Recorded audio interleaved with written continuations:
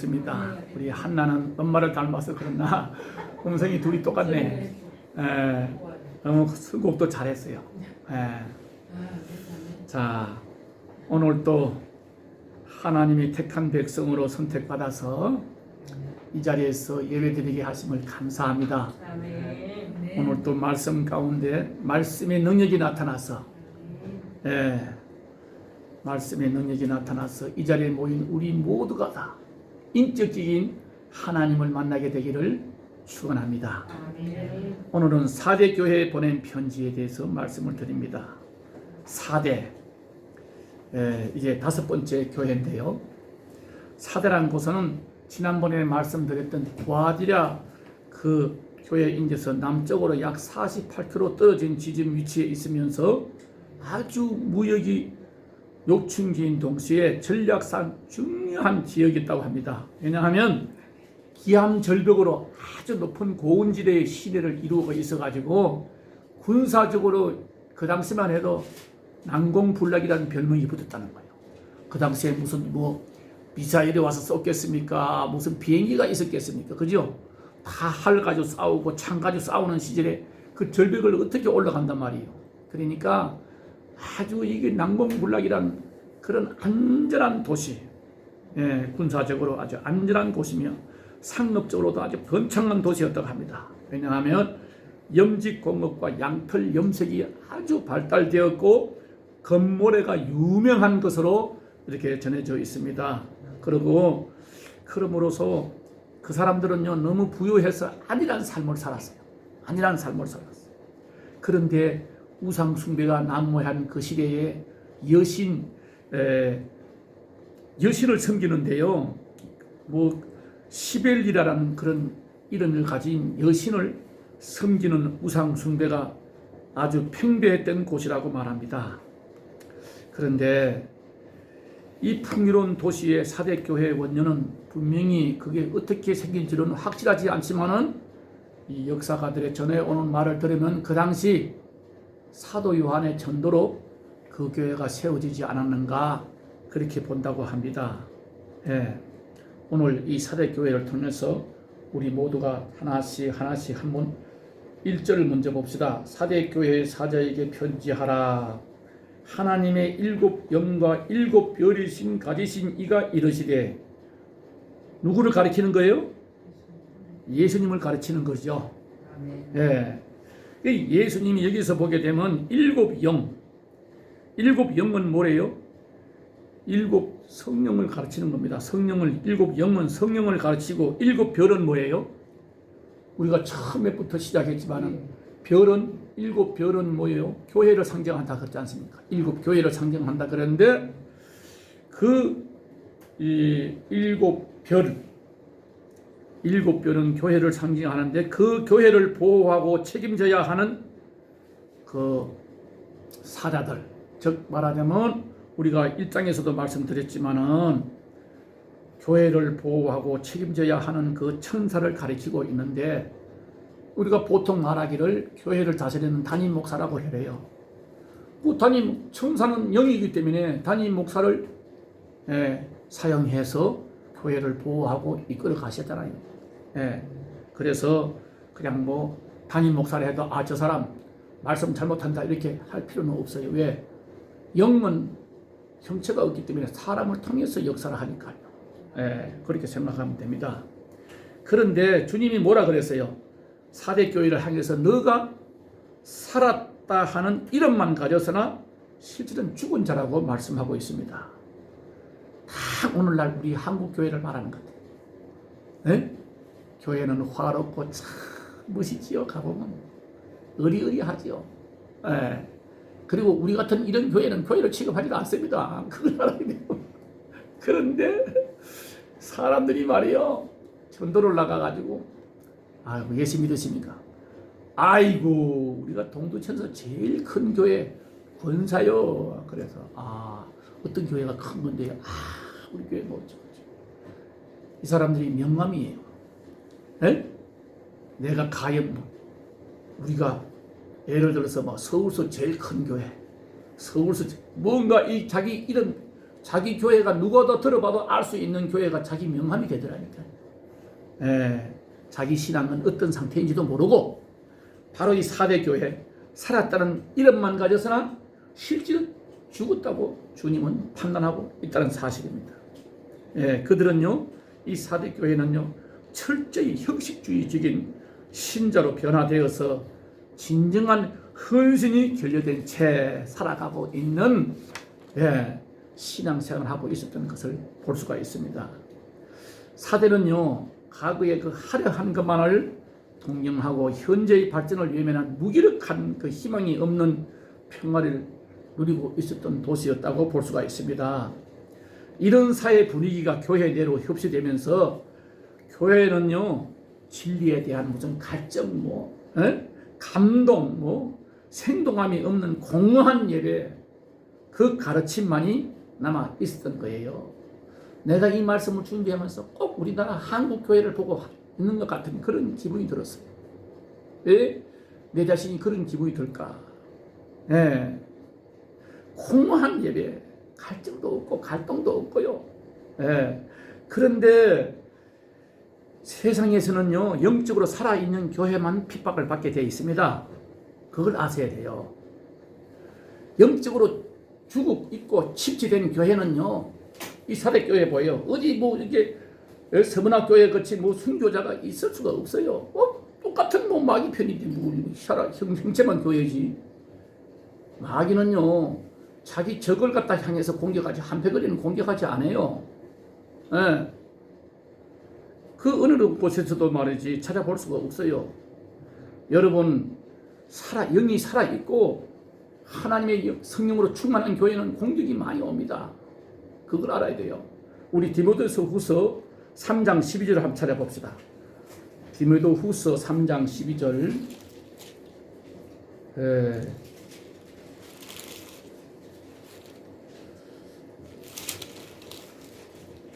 데살로니가 다음에 디모데전서 다음에 디모데후서 3장 12절.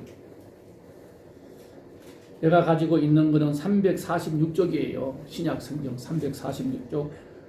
디모데후서 3장 12절 다 같이 시작. 무릇 그리스도 예수 안에서 경건하게 살고자 하는 자는 박해를 받으리라. 아멘. 하나님 뜻대로 살려고 하면요, 박해가 오게 되어 있습니다. 그건 어쩔 수 없어요. 한 가족끼리도 그래요. 벌써 갈라져요. 왜? 영이 틀리니까. 한 가족끼리도 벌써 틀려집니다. 그것을 알아야 돼요. 여러분, 우리 모두가 영적으로 살아나기를 바랍니다. 우리 교회는 사람 숫자도 적지만은 한 사람도 나고자 되지 않고, 칭찬받는 서머나 교회, 칭찬만 받는 빌라델비아 교회와 같이 되기를 바라지만은 책망도 절대로 후회하면 안 돼요. 책망은 하나님이 그래도 뭔가 희망이 있고 소망이 있고 하나님이 택한 백성 사랑하기 때문에 책망을 하시는 거예요. 책망이 없는 사람은 그건 이미, 책망까지도 없다면 그건 이미 버린 자식입니다. 그걸 아셔야 돼요. 이 부모가 자식을 키울 때 보면 말이에요, 저놈이 이러고 고쳤으면 더 좋겠는데 싶으면 집중 기도하면서 계속해서 감심을 가지고 그 더 크기 전에, 왕십리가 더 커지기 전에 빨리 버릇을 고치려고 막 애를 쓰잖아요. 이게 벌써 왕십리가 커져가지고 지멋대로 하기 시작하면요, 그 다음부터는 부모가 안 됩니다. 힘이 안 됩니다. 여러분, 오늘 이 무기력하고 교회만 화롭고 사도교회처럼 주일이니까 그냥 습관적으로 가고, 여러분, 이렇게 해서는 정말로 영적으로 죽었다는 주님의 선언이 바로 오늘 우리가 들어야 돼요. 우리는 영적으로 잠들지 않도록 깨어 있어야 합니다. 아멘.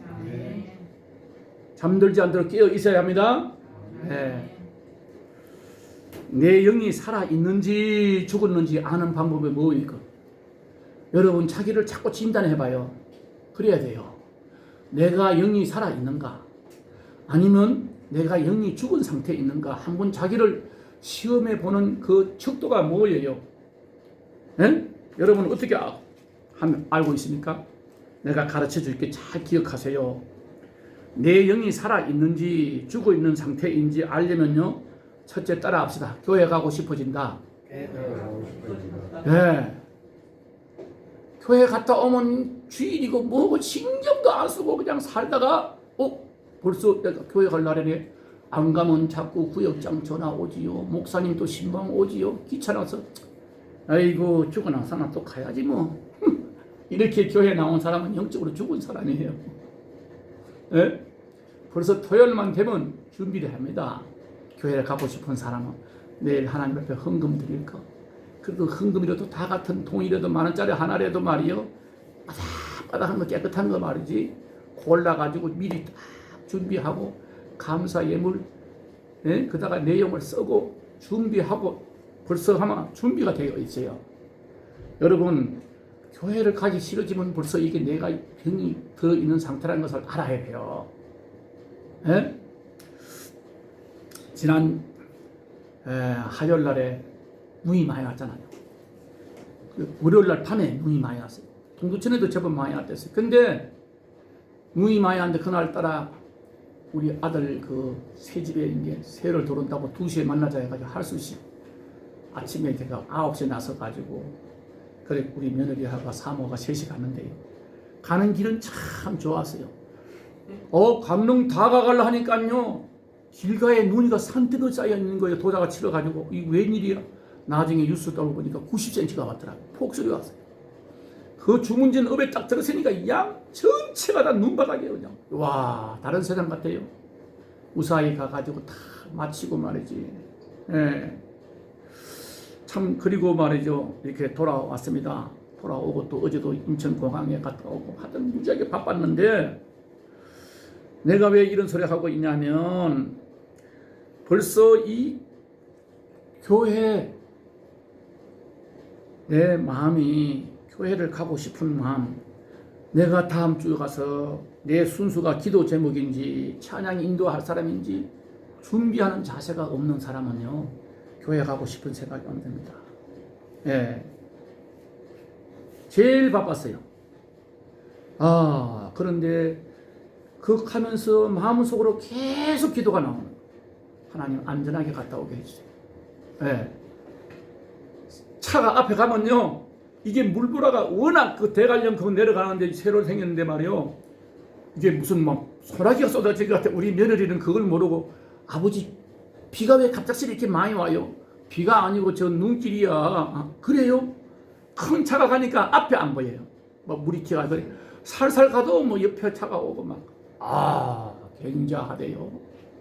그걸 보면서 갔다 오니까 온 차가 소금 덩어리에 만나가지고. 그리고 그 해수장 앞에 가서 잠을 그날 갖다 다 마치고 그날따라 방세를 다 받고 말이죠. 깨끗하게 정리하고, 그날 원래 거기서 잘라 했는데 방세를 다 받았으니까 그날 저녁에 잘 수 없잖아요. 안 되지, 그거 속이는 거잖아요. 돈을 다 받았는데 나무 집인데.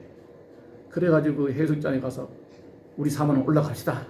나도 올라가자 이렇게 며느리가 아버지 너무 힘드는데 자고 갑시다.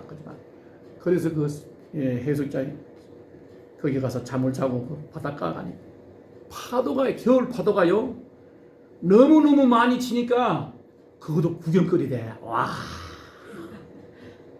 놀랬어요. 바람 불고 비가 얼마나 치는, 정말 바람 불면서 그 파도가 치는지요, 온 바다가 하얀 덩어리다. 그걸 보면서 하나님이 참 지으신 이 세상이 순간순간 바다에 가보면 알아요. 그 전에 아침에 보면 아무렇지도 않은 것 같고 말이지. 여러분, 우리는 이런 변화된 속에서 살아가고 있는데 교회는 우리 안식처가 되어야 됩니다. 주일이 기다려져야 돼요. 예? 주일이 기다려져야 돼요. 두 번째, 내가 병들었는지 영이 살아있는 상태인지 알려면요, 어떻게 해야 되냐면 따라합시다. 은혜를 사모하게 된다. 은혜를 사모하게 된다. 여러분, 하나님의 은혜를 사모하는 사람이 되어야 돼요. 여러분, 은혜가 뭡니까? 반스가 은혜가 뭐요?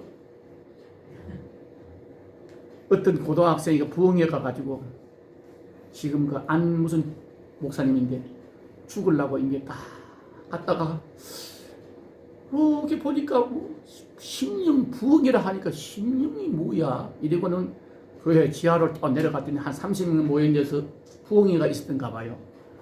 끝나고 나면 시간마다 모여가지고 오늘 부흥회는 너무 은혜스러워. 이 사람은 이렇게 앉아 구경하다가 또 그 다음날 아침에 또 교회에서 자고는 그 의자 자고는 또 구경, 예배가 아니라 구경했는데 자꾸 은혜 받았다니까. 아니 아주머니 은혜가 뭡니까? 뭐 은혜가 어떻게 생긴 거예요? 이렇게 대답을 안 해주고 서로 얼굴 보더니 은혜가 은혜지 뭐요? 그러더래요. 여러분 잘 들으세요. 은혜는 하나님이 값없이 주는 선물이에요. 응? 잘 기억해. 하나님이 값없이 주는 선물이가 은혜입니다.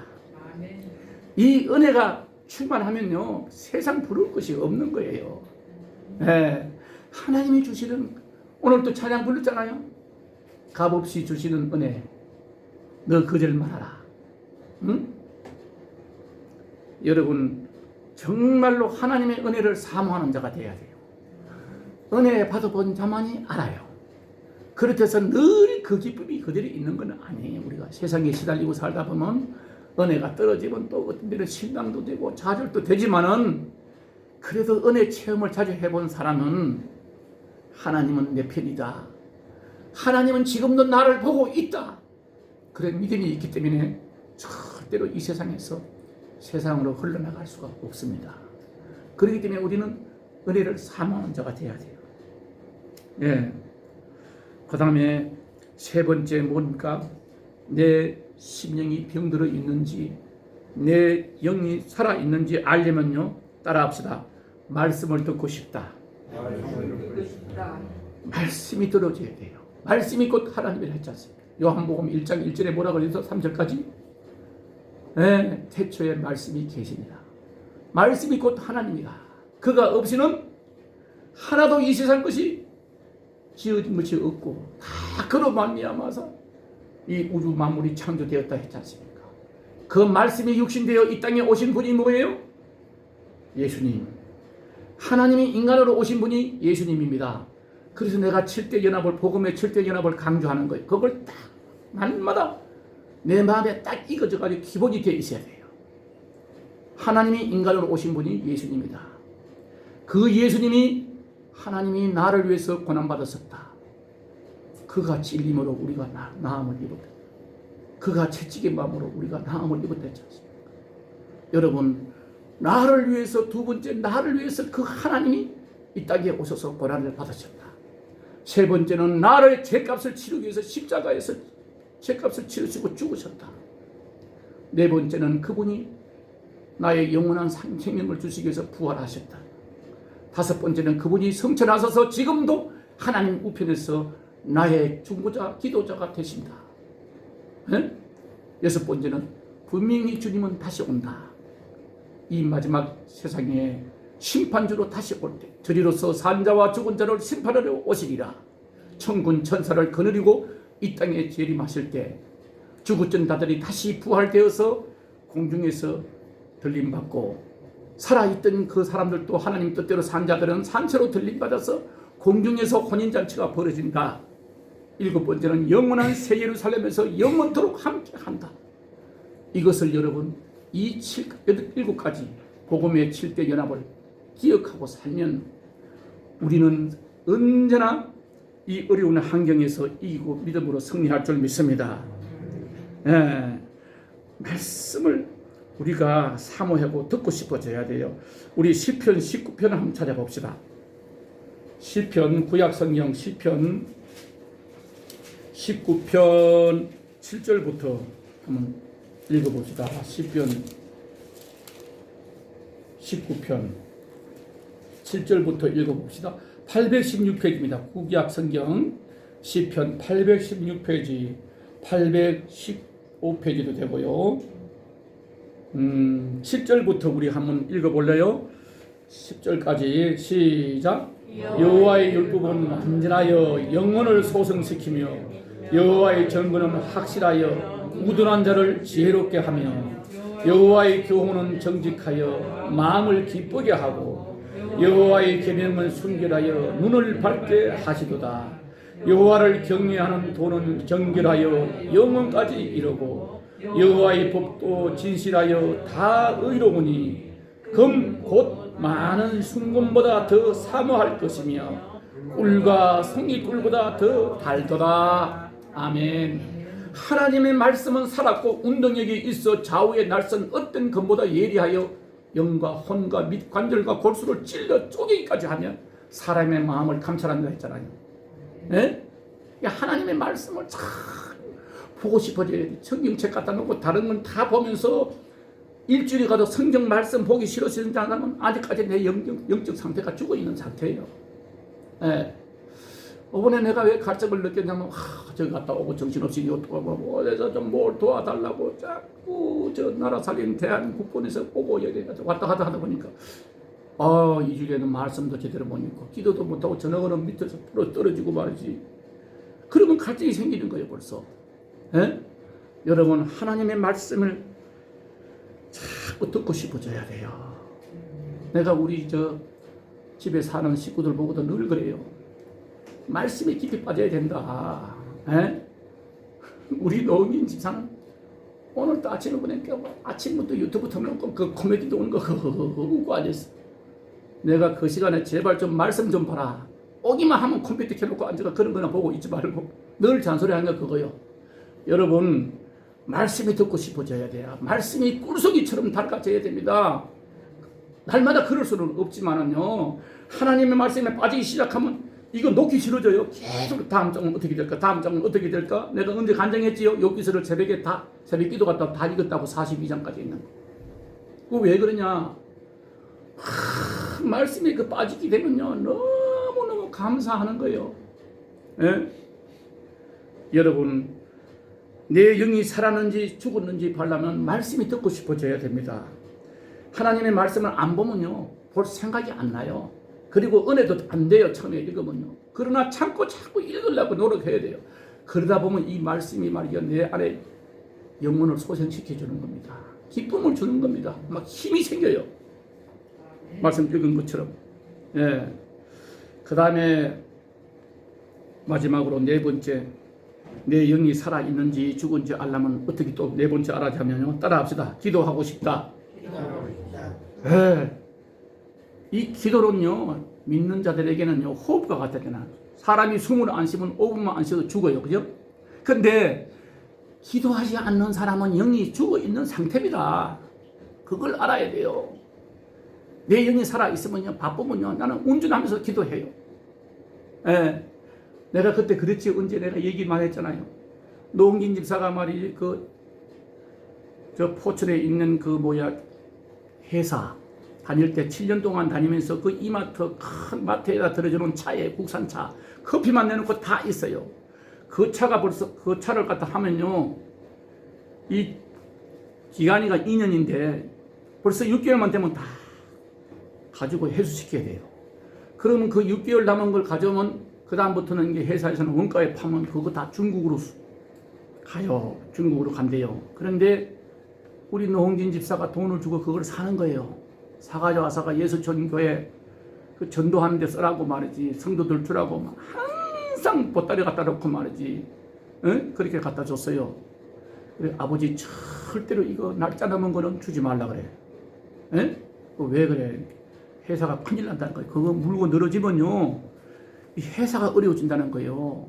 그러니까 절대 날짜 넘은 거 갖다 빨리 갖다 버리라고. 부탁 했는데 그거 아깝잖아요. 그 차가 뭐 날짜 넘어가지고요 1년 넘어가도 괜찮아요. 사실은 내가 그거 다 알아봤어요. 그러는데 아니 저 포천에 집에 갔다 오다 보니까요 우리 권사님인데 누가 협박이 드는 거예요. 왜 날짜 넘은 걸 줬냐 이거요. 그건 누군 줄 아세요? 그 사람들이 보통 사람들이 아니에요. 그 어떤 전도를 갔더니 권사님과 둘이 전도를 갔더니 그 알코올 중독자예요. 생활보호 대상자예요. 아주머니가. 근데 그 기둥 수방들이가 6명이 거기서 뜯어먹고 사는 거예요. 그 방 2칸짜리에. 그게 젊은 부부도 있어. 나이가 한 30 좀 넘은. 내가 볼 때는 그 아주머니가 너무너무 불쌍한 거예요. 그 아주머니가 술을 먹고 오줌을 싸고 막 이래 가지고 늘어져 있으니까 그 멀쩡한 남자들이 거기서 5, 6명이 거기서 같이 빌붙어서 먹고 사는 거예요. 그 방을 이용해. 근데 그 젊은 여자가 공갈을 때린 거예요, 이게. 그 알코올 중독자 아주머니가 전도를 해가 우리 교회에서 예배 드리고 그걸 가져가지 말라고 내 교회에 나왔던 걸 누가 들고 갔는가 봐. 멀쩡하다고. 가서 먹는데 이 젊은 셋이가 좀 머리가 돌아가잖아요. 날짜 넘었다 이거요. 이게 뜯어내려 하는 거죠. 그 전화가 왔다는 거예요. 고발한다고. 야, 그래서 포출에서 동토천까지 오면서 말이지 한 25분 걸리면서 그 차 안에서 얼마나 간절하게 기도한 줄 몰라요. 하나님, 우리 예수촌교회 개척교회가 힘들어지면 어떡합니까? 우리 아들 그 성도들 생각해서 돈을 들여서 사다 주는데 이것 때문에 회사가 또 어려워지면 어떡합니까? 막 하면서 빨리 가보라고 그랬어. 기도하고 나서 권사님, 내가 그랬더니 빨리 가서 뭘 사다 주고 빨리 그걸 해서 와라. 전도물이 없어야 될 게 아니죠. 그리고 막 기도했더니 거기 갔더니 마침 말이에요. 권사님이 갔더니까 그 사람 보고 딴 사람들이 막 나무래더래요. 그거 몰라서 갖다 놔는 걸 왜 그걸 갖다 시비를 거냐고. 한 패거리가 안 되고. 그래서 그 곱게 넘어갔어요. 여러분, 곱게 넘어간 게 아니고요. 그거 성령 하나님이 그들을 이용한 거예요. 네. 여러분, 기도가 얼마나 중요한 줄 아십니까? 기도는 모든 문제를 해결하는 열쇠입니다. 열쇠. 기도하고 싶어져야 돼. 기도는 하나님과 교제하는 시간이고 얘기하는 시간이에요.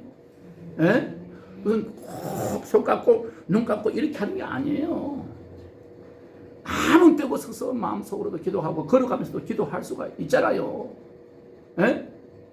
여러분, 아무리 둘러싸여 막혔다 하더라도 위는 하늘은 열려 있고 우리가 기도하기를 바랍니다. 항상 기뻐하라. 쉬지 말고 기도하라. 범사에 감사하라. 이는 그리스도 예수 안에서 너희를 향하신 하나님의 뜻이라 했지 않습니까? 여러분, 기도로 승리하시기를 바랍니다. 이 4가지, 교회 가고 싶다, 은혜를 사모하게 된다, 말씀을 듣고 싶다, 기도하고 싶다, 이것이가요 내가 영이 살아있는 상태입니다. 영이 죽은 사람은요 그게 하고 싶어지지 않아요. 그냥 의식적으로 이런 세상 우상 숭배하는 사람처럼 시간만 되면 가가지고 끄뻑끄뻑 절을 하고, 내가 소요산 등산 가면서 보면 그 자제암이라는 절이 조그만 게 있어요. 거기 가다 보면 말이에요, 절을 하고 헌금을 놓고 절을 하고 나면 저 사람들이 무슨 마음으로 저렇게 할까 이렇게 밖에서 보다가 내가 등산을 올라가는데, 여러분, 살아계신 하나님께 우리가 기도만이 사는 길인 줄 믿으시기 바랍니다. 시편 50편 15절에 뭐라 그래요? 환난 날에 나를 부르라. 내가 너를 건지리니 너가 나를 영화롭게 하리로다. 여러분, 어렵고 힘들면 실망하지 마시고 기도하시기 바랍니다. 살아계신 하나님께 기도하는 거예요. 기도로 승리하시기를 바랍니다. 그 다음에 2번째 2절 뭐예요? 너는 일깨어 남은 바 죽게 된 것을 굳건하게 하라. 내 하나님 앞에 너의 행위와 온전한 것을 찾지 못하였다. 이 행동으로 살아가는 교회 말에 이제 성도들의 행동을 보니까 온전함을 하나님이 볼 때 찾을 수가 없는 거예요. 완전히 죽은 상태라 이 말이에요. 너는 일깨워 이게 뭐예요? 건면하여 회개를 촉구하고 있습니다. 아직 회개할 기회는 있는 상태라 이 말입니다. 그래서 여러분, 당시 4대 지방은요 안일에 빠져 있었고 교회는 완전한 생명력을 상실한 것이 그 현실인데, 완전하게 이제 더 이상 포기할 단계는 아님을 알 수가 있지 않습니까? 그죠? 남은 바 죽게 된 것을 굳게 잡으라고 하잖아요, 주님이. 그렇습니다. 건면하고 계십니다. 네, 항상 일깨워 항상 정신을 차리고 있으라는 의미입니다. 네, 남은 바 죽게 된 것을 굳게 하라고 하십니다. 하나님 앞에서 행위의 온전함을 찾을 수 없다고 주님은 여기서 2절에서 말씀하고 있는데, 외적으로는 아까 전에 말씀드렸지만 풍성하고 어리둥절할 정도로 말이야 고급화된 교회 안에서 예배는 드리지만은 하나님 보시기에는 죽은 상태인 이 사대교회를 향해서 오늘 주님이 말씀하시는 음성을 바로 이 시간 나에게 주는 음성으로 들려주시기를 바랍니다. 하나님의 말씀이 오늘 목사님을 통해서 나에게 이거 깨닫게 하는구나. 내 영이 살아서 감동적이고 날마다 순간순간 하나님과 나와의 관계가 정상적으로 이루어지고 있는지 않는지 나를 돌아보는 시간이 돼야 돼요. 예? 여러분 그 다음에 3절 봅시다. 3절 그러므로 너가 어떻게 받았으며 어떻게 들었는지 생각하고 지켜 회개하라. 만일 일깨지 아니하면 내가 도둑같이 이르리니 어느 때 내게 이를는지 너가 알지 못하노라. 어떻게 받았으며 어떻게 들었는지 생각하고 지키고 회개하라고 하십니다. 요 세 가지 질문 잘 알아야 돼요. 생각하고 지키고 회개하라. 네? 뭘 생각해야 됩니까? 나를 돌아보는 삶이 돼야 돼요. 내 삶 속에서 정말로 하나님이 영광받을 수 있는 점이 뭔가 우리가 나를 살펴보고 살아야 돼요. 예. 우리가 예수 믿는 사람이 축복하니까 무슨 돈 많이 벌어서 부자 된 게 축복이 아니고 그거는 부수적이에요. 하나님의 말씀이 내인데 참 감격으로 받아들여지고 영이 살아있는 자체가 큰 축복입니다. 이 물질 문제, 건강 문제는 나중에요. 먼저 그 나라와 그 일을 구하는 자에게 이 모든 것을 더하시리라. 이방인과 같이 이런 걸 너 구하지 마라. 무엇을 먹을까, 무엇을 입을까, 이런 것은 이방인들이 구하는 거 아니냐. 너는 먼저 그의 나라와 그 의를 구하라. 그리하면 이 모든 것, 먹는 것, 마시는 것, 건강 모든 문제 하나님이 해결해 주신다고 마태복음 6장 31절부터 33절 말씀하고 있잖아요. 우리가 그것을 깨닫고 여러분 굳게 잡는 게 뭐예요? 내 영적 상태를 끝까지 말씀을 붙잡고 살아남으려고 애를 써야 됩니다. 이것이 나를 돌아보는 삶이에요. 그 다음에 두 번째 뭐라 그래요? 지키고 받았던 복음을 굳게 붙잡아야 살 수 있습니다. 여러분 영혼이 잠들면요, 병들면요, 어떤 존재인지도 모르고 내가 지금 하나님을 기쁘게 하는 삶인지 마귀가 좋아하는 삶인지 분간도 못하고 자기 존재 가치도 모르고 살아가는 사람이 얼마나 많은지 몰라요. 나 요새 신문 보면서 하도 어이가 없어. 이런 사람들이 나라를 운영하고 있으니 야, 나 가죽이 두꺼워도 보통 두꺼운 게 아닌데 전혀 이걸 깨닫지 못하더라고. 그래서 내가 말이요, 이 옛날에 그거를 읽어보니까요 깨달음이 나와요. 공산주의자들은요 정말로 그게가 자기가 옳은 줄 알더라고. 왜냐하면 옛날에 구한말 이 당나라니 그 시대에 이 중국이 열강들에게 먹잇밥이 되어 갔을 때 나라가 위태할 때 그 리중우라는 학자가 있었어요. 리중우라는 중국 학자가 있었는데 어떻게든지 중국을 살려내려고 후흑학을 펴냈더라고요. 후흑학.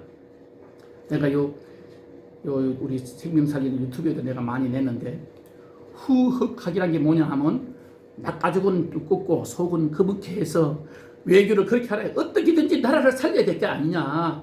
그래서 외교할 때 낙가죽은 좀 부끄러운 줄 모르고 두껍게 하고 속은 검어서 어떤 방법으로든지 이 나라를 중국을 살려내야 된다.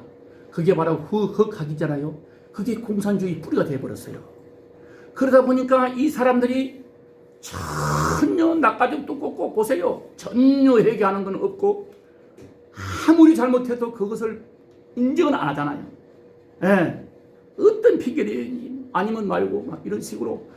그래서 내가 그걸 보면서 신문을 보면서 야, 역시 리중우 말 그대로구나.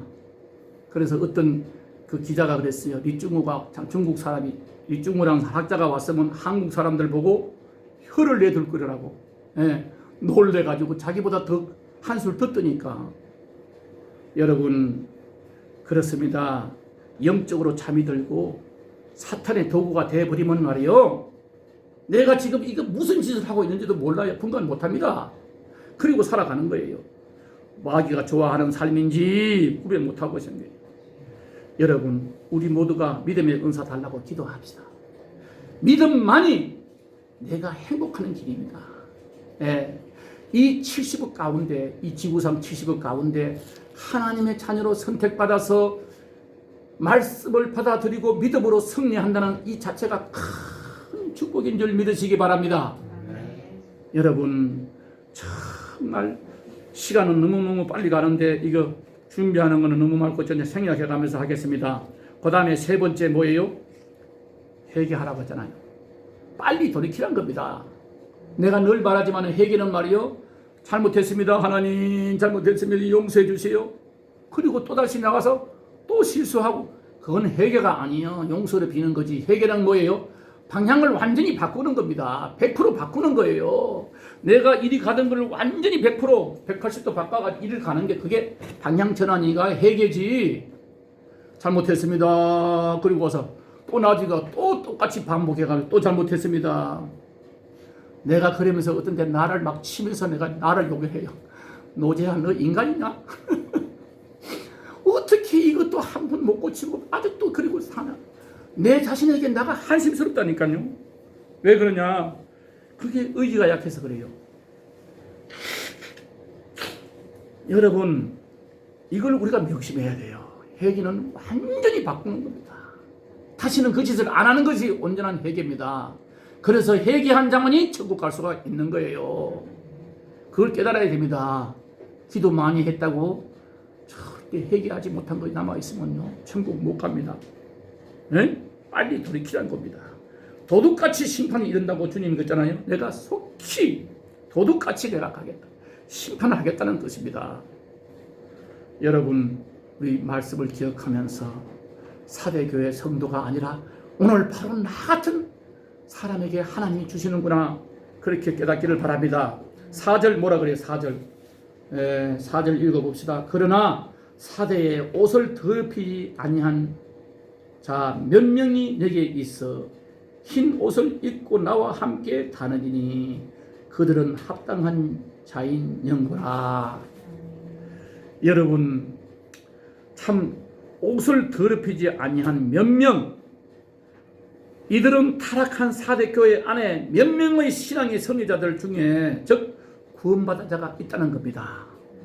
하나님은 한 영혼을 천하보다 귀하게 여기기 때문에 이 소수의 몇 사람 때문에 주님은 기뻐하시는 거예요. 네? 사회적인 풍조와 혼합에 물들지 않고 신앙의 선결을 지킨 이 유지한 사람들, 즉 극소수지만 그들은 주님과 함께 왕노릇할 것을 보여주고 있습니다. 네? 흰옷을 입고 함께 다니리니, 흰옷이 뭐예요? 예수 그리스도의 속죄함으로 우리는 죄와 구별된 의로운 자인 줄 믿으시기 바랍니다. 우리는 죄가 없는 자예요. 우리는 뭐예요? 십자가에서 하나님이 나 같은 죄인을 살리기 위해서 십자가에서 다 치러주셨다. 그리고 부활하셨다.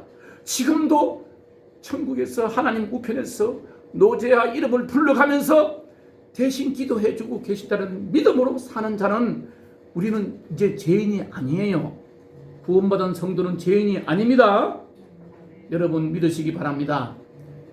주일날 예배 시간에 대표 기도를 하라고, 공중님 대표 기도를 하라고 장로님을 세워놓으니까 기도하다가 이 죄인 예수님의 이름으로 기도합니다. 아멘.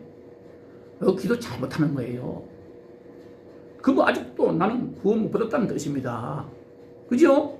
구원받은 사람은 죄인이 아닙니다. 여러분, 원래 죄덩어리지만은 나 같은 죄인 살리신 주 은혜 놀라워. 나는 주님의 은혜로 죄 씻음 받았기 때문에 우리는 의로운 자로 믿어지기 바랍니다.